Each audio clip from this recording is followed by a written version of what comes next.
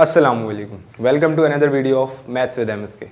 सो जैसा मैंने अपनी लास्ट वीडियो में आपसे कहा था कि हम बहुत जल्द मिलेंगे और ऐसा बिल्कुल भी नहीं हुआ, लेकिन इंशाल्लाह देखिएगा अब मैं थोड़ा कंसिस्टेंट रहने की कोशिश करूँगा। तो जो आज टॉपिक हम लोग करने वाले हैं वो है coordinate geometry. Coordinate geometry maths और एडमेथ्स दोनों में ही एक बहुत ही इंपॉर्टेंट टॉपिक है।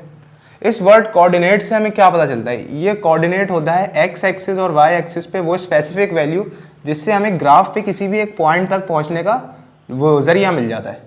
अब ग्राफ बेसिकली होती तो हम लोग 2D पे काम करते हैं, जिसमें आता है वाई एक्सिस या इसे हम लिख लें वर्टिकल एक्सिस या फिर एक्स एक्सिस, जिसे हम ये लिख सकते हैं कि हॉरिजॉन्टल एक्सिस। ये ऐसे दिखते हैं। ये आपका होता है वाई एक्सिस, ये आपका होता है एक्स एक्सिस। अब कोऑर्डिनेट के किस तरह वैल्यूज दी हुई होती हैं? कोऑर्डिनेट की वैल्यू हमें दी हुई होगी फॉर एग्जांपल 3,1। अब आपको इस 3,1 से कैसे पता चलेगा कि ये पॉइंट इस ग्राफ पे कहाँ लाया करता है?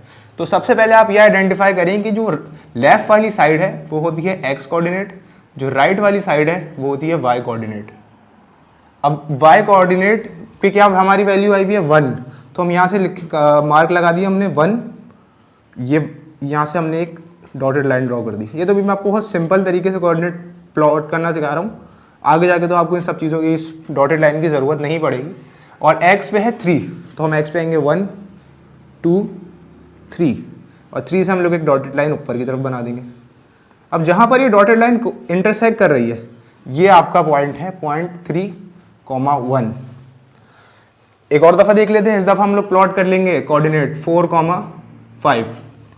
तो अब एक्स वाई एक्सिस पे आ जाते 1 2 3 4 5 और एक्स एक्सिस पे 3 तक बनाए तो 4 कर दी। अब वाई एक्सिस पे क्या है हमारे पास वैल्यू 5, तो हमने 5 से एक डॉटेड लाइन बना दी।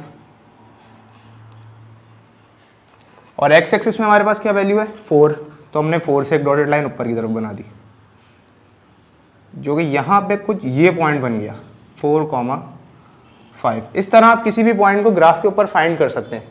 अब मोस्ट इंपॉर्टेंट थिंग ये याद रखनी है कि आप इन दो चीज़ों के अंदर कंफ्यूज ना हो जाए। इन दोनों के अंदर मोस्टली बच्चे क्या गलती कर देंगे, वो इसको वाई और इसको एक्स कंसिडर कर लेते हैं, जो कि बिल्कुल ही गलत है। ग्राफ पूरा ही आपका ऐसा जाता, ग्राफ ऐसा हो जाएगा और फिर यही हो जाएगा पेपर के अंदर सही। तो अब आपको ये पता है कि कोऑर्डिनेट को किस तरह ग्राफ पे प्लॉट करना है। अब कोऑर्डिनेट ज्योमेट्री के अंदर सबसे बेसिक फॉर्मूला होता है डिस्टेंस। डिस्टेंस का फॉर्मूला अगर लिखें तो वो कुछ इस तरह बनता है x coordinate 1 minus x coordinate 2 whole square plus y coordinate 1 minus y coordinate 2 whole square. इसके अंदर जैसे हमें अब इन्हीं दो को हम लोग कंसिडर कर लेते हैं कोऑर्डिनेट को 3,1 4,5 सॉरी मैंने लिख दिया 5। अब इसको हम लोग कर लेंगे तो x1 हमारे पास हो गया आपका 3 और x2 हमारे पास हो गया 4 whole square plus y1 5 y1 1 और y2 5, इसमें माइनस आ गया होल स्क्वायर और पूरे पे अंडर रूट आ गया। तो 3 - 4 1 और 1 का स्क्वायर तो 1 ही होता है। 1 - 5 4 और 4 का स्क्वायर 16, अंडर रूट 17 इसकी वो आ गई डिस्टेंस।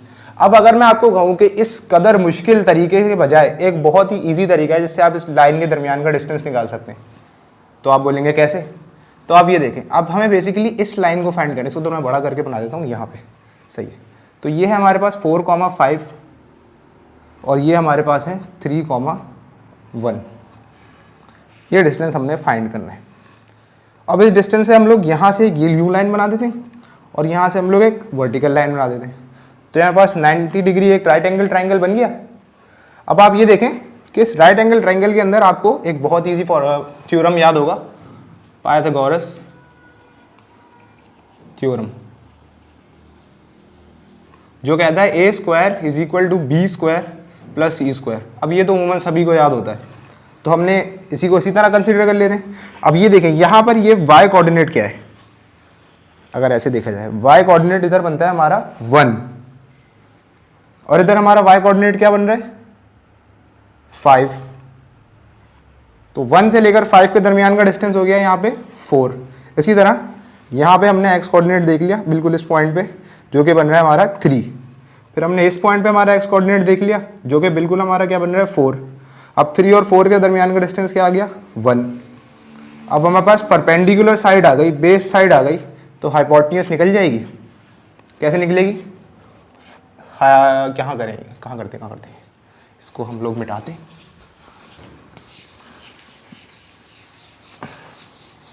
यही करते हैं। सही, तो 4 square plus 1 square is equal to hypotenuse square. अब यहाँ से स्क्वायर हटाया, ये अंडर रूट लगा दिया, तो ये हो गया आपका 16 प्लस 1 17। इसके अंदर सिर्फ आपको समझना है, आपकी मेंटल मैथ्स है, और उसके बाद आसानी से सब जवाब आ जाएगा। बनिस्बत कि आप इतना बड़ा फॉर्मूला याद करें, x2 minus x1 whole square plus y2 minus y1 whole square blah blah blah blah blah. इससे बेहतर है कि आप इसको इस पाइथागोरस तरीके से निकालें। ये दोनों तरीके CAI के अंदर अप्रूव्ड हैं, O लेवल्स में भी A लेवल्स में भी, दोनों में आपको एक इस पर एग्जामिनर आपको कुछ नहीं कह सकता, ये दोनों तरीके अप्रूव्ड हैं। सही, तो डिस्टेंस की बात कवर हो गई। अब इसके बाद हम नेक्स्ट पॉइंट पे चलते हैं कि दो पॉइंट के दरमियान, यही 3 1 4 5 के दरमियान का ग्रेडियंट। अब ये एक नया टर्म आ गया, ग्रेडियंट किसे कहते हैं? ग्रेडियंट होता है राइज ओवर रन। मतलब ग्राफ के अंदर जो लाइन है वो कितनी वर्टिकल उठी और कितनी हॉरिजॉन्टल गई, उसका रेशो, हॉरिजॉन्टल और वर्टिकल का रेशो। सही, तो अब ग्रेडियंट के लिए हमें क्या फॉर्मूला लगता है? वो लगता है y2 minus y1 over x2 minus x1। इसमें आपने सीधा सीधा अपनी वैल्यूज प्लॉट कर देनी है। y2 आपका हो गया 5 माइनस 1, y कोऑर्डिनेट 1, और फिर आपका x कोऑर्डिनेट 2 4, और आपका x coordinate 1 3। 5 minus 1 4, 4 minus 3 1, gradient आ गया आपके पास 4। इस ग्रेडियंट के फॉर्मूले को आप इजीली इस तरह रिमेंबर कर सकते हैं कि बड़े y कोऑर्डिनेट से छोटा y कोऑर्डिनेट माइनस हो रहा है और बड़े x कोऑर्डिनेट से छोटा x कोऑर्डिनेट माइनस हो रहा है। लेकिन हर दफ़ा ये नहीं होता कि समटाइम्स ये वैल्यू इससे बड़ी हो जाती है, तो उसमें क्या होता है, ग्रेडियंट नेगेटिव आ जाता है। अब ग्रेडियंट नेगेटिव आने का क्या मतलब है?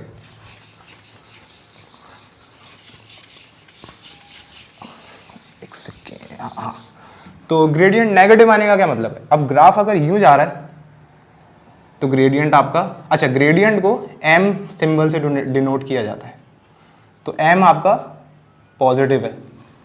अगर ग्राफ यूं जा रहा है तो क्या है? जबरदस्त, m आपका है नेगेटिव। अब अगर गलती से ग्रेडियंट यूं आ गया, लाइन यूं चल गई, तो फिर क्या होगा? इसके अंदर देखें, राइज 0 है, रन को हम लोग कह सकते हैं कि 0 नहीं है, रन तो है, अच्छा खासा रन है, दो दफ़ा राइज लिख दिया। तो अब आप ये देखें कि इस तरह की कंडीशन के अंदर ना ग्रेडियंट हो जाता है इन्फिनिटी और 0 और अनआइडेंटिफाइड। मतलब इस तरह के सवाल के अंदर आपका ग्रेडियंट, आप सिंपली ग्रेडियंट पे लिख देंगे आगे कि ग्रेडियंट 0 है, कोई ग्रेडियंट ही नहीं है। Same goes for this graph. अगर आपका ग्रेडियंट, आपको इस लाइन का ग्रेडियंट निकालना हो, ये इन्फिनिटी ग्रेडियंट हो जाता है, क्योंकि इसमें रन ही रन है ही नहीं बिल्कुल, और राइज ही राइज भरा हुआ है। Rise is greater than 0 and run is 0।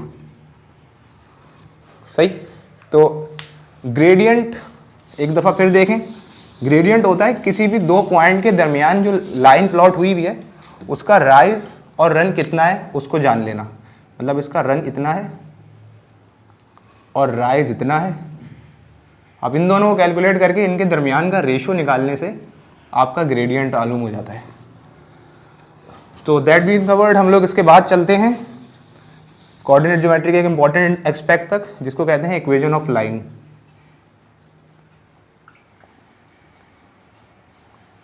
Equation of line है y equals to m x plus b, और c भी लिखते हैं कहीं कहीं, लेकिन हम लोग अभी पूरी वीडियो के अंदर इसको c कंसिडर करेंगे। अच्छा, ये c क्या होता है? What is this c? ये c होता है y इंटरसेप्ट। अब y इंटरसेप्ट किसे कहते हैं? अब फॉर एग्जांपल इस ग्राफ के अंदर एक मैं लाइन प्लॉट कर रहा हूँ यूं, ये सीधी लाइन है, सही है। तो इस लाइन के अंदर जो ये पॉइंट है ना, ये पॉइंट, जिस पॉइंट के ऊपर लाइन जो है वाई एक्सिस को कट कर रही है, उस पॉइंट को हम लोग कहते हैं वाई इंटरसेप्ट। सॉरी, इसी के साथ अब आप पूछेंगे एक्स इंटरसेप्ट भी होता होगा, ऑब्वियसली होता है। एक्स इंटरसेप्ट वो पॉइंट होता है जिस पॉइंट के ऊपर ग्राफ एक्स एक्सिस को कट करता है। सही, लेकिन एक्स एक्सिस इसमें इतना इंपॉर्टेंट होता है, आगे जाके जो कर्व वाली ग्राफ्स आती हैं वो मैं इंशाल्लाह आपको आगे बताऊंगा। तो अब इस इक्वेशन को किस तरह फॉर्म किया जाए, वही सेम पॉइंट्स ले लेते हैं हमने, 3,1 4,5। सबसे पहले इस इक्वेशन के अंदर हमें एक वेरिएबल दिख रहा है, अननोन वेरिएबल m। इस m को फाइंड कर लेंगे। m को फाइंड हमने पहले से किया हुआ था, लिख देते हैं 4। और अब y, x और c की जगह पर क्या क्या आएगा, इसके दो तरीके। मेथड 1 है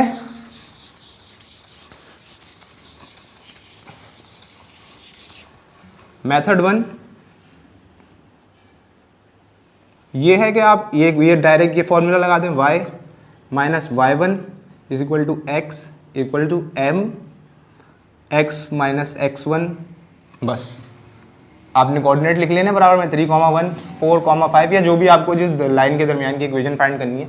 उसके बाद y एज इट इज़ नीचे आ जाएगा और इसमें आ जाएगा y कोऑर्डिनेट 1 जो कि आपका है 1 माइनस 1 और m आपने फाइंड किया हुआ है 4, x एज इट इज़ नीचे आ जाएगा। ये दोनों एज इट इज़ नीचे आएंगे, y1 और x1 के अंदर वैल्यूज प्लॉट होंगी और x1 क्या है हमारा 3, तो हमने 3 लगा दिया। अब सिंपल हमने मैथ अप्लाई करी BODMAS, 4x minus 12 y equals to 4x minus 12 plus 1 y equals to 4x minus 11। Minus 11 y intercept आ गया, 4 ग्रेडियंट आ गया। ये है मेथड 1। अब मेथड 2 देख लेते हैं। मेथड 2 थोड़ा लंबा है लेकिन बज़ाहिर ईजी है। आपने सिंपल लाइन की इक्वेशन लिखी, इस y और इस x की जगह इस मेथड के अंदर, मेथड 2 के अंदर आप लोग वैल्यूज डाल दें कोई भी। अब इसके अंदर आपके पास चॉइस होती है कि आप कोऑर्डिनेट 1 भी डाल सकते हैं या कोऑर्डिनेट 2 भी डाल सकते हैं। हम लोग 1 ही के साथ चलते हैं। y कोऑर्डिनेट 1 डाल दिया, m 4 है, x हमने डाल दिया 3। अब 4 3 12 11 plus c equals to 11 minus 12, c आ गया माइनस 11। सेम देखें, सेम c आया दोनों तरफ। उसके बाद हमने सिंपली क्या करना है, y इक्वल्स टू m की वैल्यू डालनी है 4x माइनस 11। दोनों सूरतों में ग्रेडियंट और पूरी इक्वेशन सेम आ गई। अब आप पे डिपेंड करता है आप कौन सा मेथड अप्लाई करें। अगेन ये दोनों मेथड CAIE के अंदर अप्रूव्ड हैं, दोनों मेथड आप अप्लाई कर सकते हैं। तो आज की हम इस वीडियो को यहीं तक रखेंगे। इंशाल्लाह अगली वीडियो में मैं कोऑर्डिनेट ज्योमेट्री के फर्दर एस्पेक्ट्स को एक्सप्लेन करूंगा और कुछ सवाल भी करेंगे। और इस दफ़ा मैं कोशिश करूंगा कि वाकई आप लोगों से बहुत जल्द मिल सकूं। तब तक के लिए अल्लाह हाफिज़, मिलते हैं नेक्स्ट वीडियो में। Make sure you subscribe to my channel maths with MS के।